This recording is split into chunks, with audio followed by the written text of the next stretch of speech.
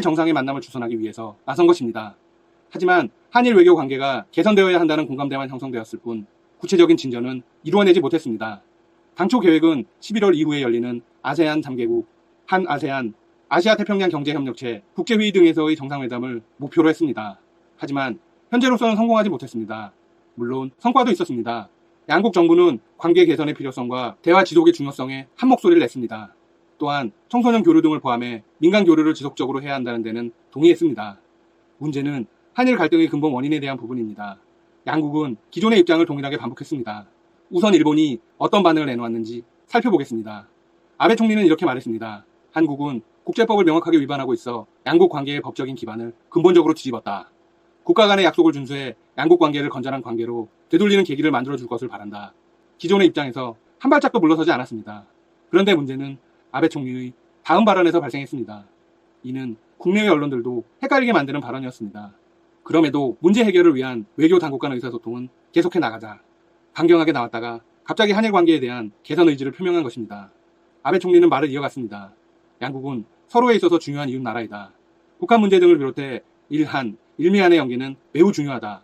이란 관계가 대단히 어려운 상황이지만 이대로 방치해서는 절대로 안 된다. 아베 총리의 발언에 이낙연 총리는 이렇게 받았습니다. 이런 때일수록 의원들 간의 교류, 국민들 간의 교류, 특히 젊은이들끼리의 교류, 지역 간의 교류가 매우 중요합니다. 아베 총리가 한국과의 관계성에 대해서 슬며시 언급한 이유는 현재 일본이 불리한 상황에 처했기 때문입니다. 많은 언론들과 전문가들은 아베 총리의 발언이 한국의 일본 제품 불매운동과 일본 여행 안 가기, 그리고 지소미아 연장 취소를 의식한 것이라고 했습니다. 아베 총리는 이어서 이렇게 말하기도 했습니다. 이 총리의 첫 방위를 환영한다. 지난 12일 일본을 강타했던 19호 태풍 하기비스 피해에 대한 이 총리와 문재인 대통령의 위로에 감사드린다. 아베 총리의 진짜 의도가 도대체 뭘까요? 이는 전문가와 일본 언론들도 상당히 헷갈린다는 반응을 내놓고 있습니다. 물론 일본 언론들의 주된 평가는 냉담합니다. 일본 주요 언론들은 양국 총리 회담이 아무런 성과 없이 끝났다고 보도를 냈습니다. 그러면서도 아베 총리가 단호한 대응을 요구했다는 걸 강조했습니다. 현재 우리 정부는 대법원 판결을 별도로 하고 수출 규제와 지소미아 연장 두 개의 카드를 맞바꾸는 방안을 추진하고 있습니다. 양국이 입장을 고수하는 상황에서 올해 안에 정상회담이 이루어질 수 있을지 궁금합니다.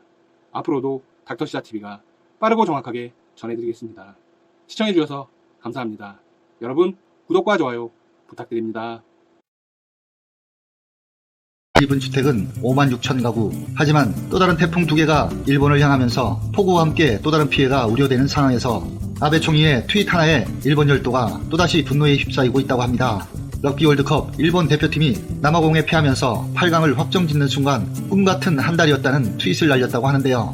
일본 열도가 태풍 피해로 악몽같은 시간을 보내고 있었을 때 일본의 총리는 럭비 월드컵을 보면서 꿈같은 시간을 보냈다는 것입니다. 같은 시간, 같은 공간을 살아가는 최고 권력자와 국민들의 온도차가 어떻게 이렇게 다를 수 있느냐며 분노하고 있다는 것입니다. 이날 제 지인 나가노 현을 시찰하고 제방이 무너진 호보지구에서 묵념을 한 아베 총리는 이날 밤 꿈같은 한 달간이라는 메시지를 보낸 것입니다.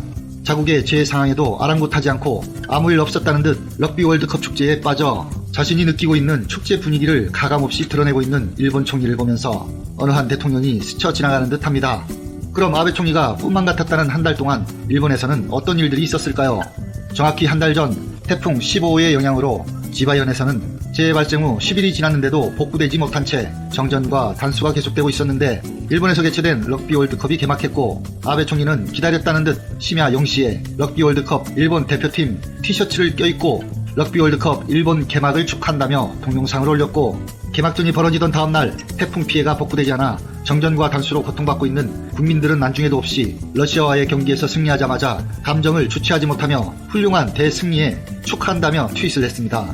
이것뿐만이 아닌데요. 지난 12일에는 태풍 19호가 상륙하면서 사망자 81명과 4천여 명의 이재민이 고통받고 있는 상황에서 이틀이 지난 14일 16시 44분 비상재해 대책본부회의를 열고 인명이 가장 중요하니 밤을 새워서라도 작업을 하기 바란다고 지시한 후 17시 34분 아베 총리는 총리관저가 아닌 사저로 귀가했고 스코틀랜드전에서 승리한 지 10분 만에 이재민들에게 건강과 용기를 준다며 승리를 축하하는 트윗을 날리면서 아베 총리의 충격적인 행적이 드러났습니다.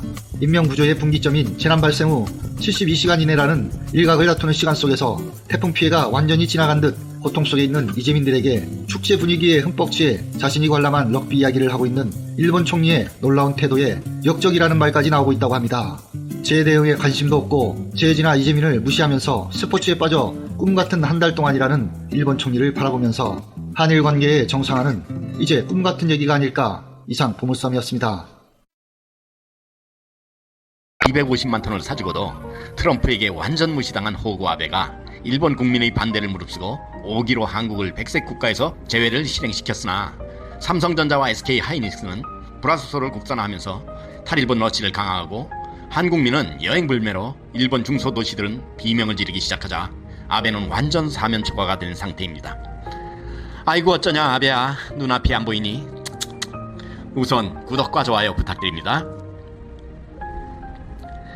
딸랑대며 아부하던 호구 아베를 믿었다가 한국이 진짜로 지소미아를 종료하고 독도 인근 동해에서 영토 방위 훈련까지 하자 믿었던 일본에게 뒤통수를 맞고 후회하며 투덜대는 미국을 향해 할 말을 하는 우리 대한민국의 의연한 태도가 주변국들에게 상한가를 치고 있습니다. 지소미아 종료를 선언으로 국내의 보수 언론들과 수국 꼴통들은 마치 하늘이 두 쪽이라도 난 듯이 우리나라가 금방 무너지기라도 할 듯이 비난하고 미국의 우려와 실망 표현에 도대체 문재인 정권은 어쩔 거냐며 미국과 일본에 끌려다니기를 아직도 바라고 있는 것 같습니다.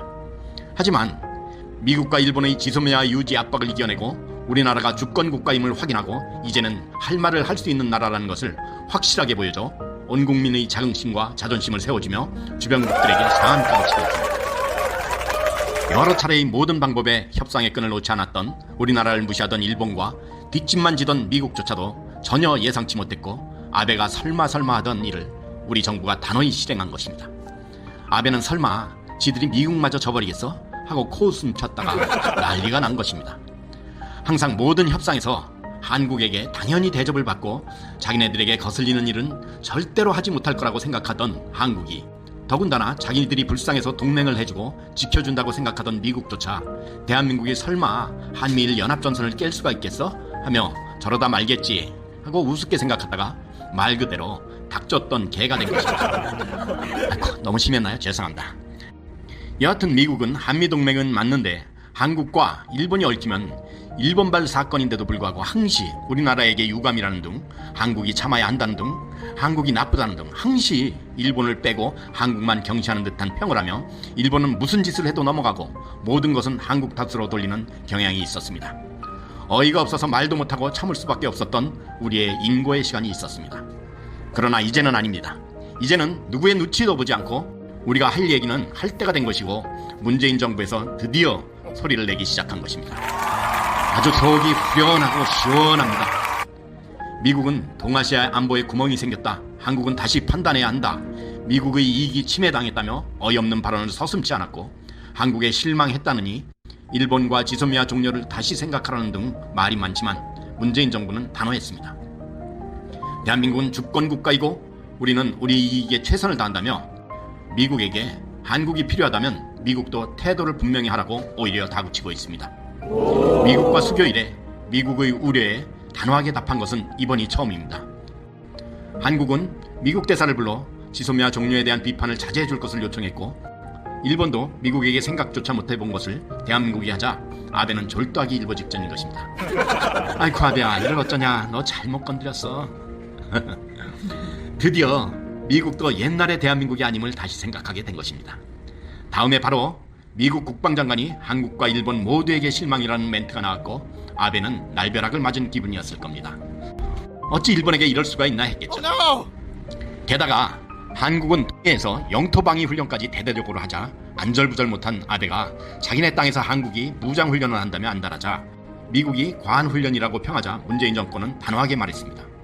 내 나라 내 땅에서 영토방위 훈련을 하는데 남의 허가를 받을 이유가 없다. 대한민국은 주권국가이다 라며 일침을 강하니 미국과 일본은 흥분을 하게 되고 대한민국의 주가는 주변국들에게 상한가를 치게 된 것입니다. 미국이라도 한국이 필요하다면 합당한 대우와 대가를 치르라는 것입니다.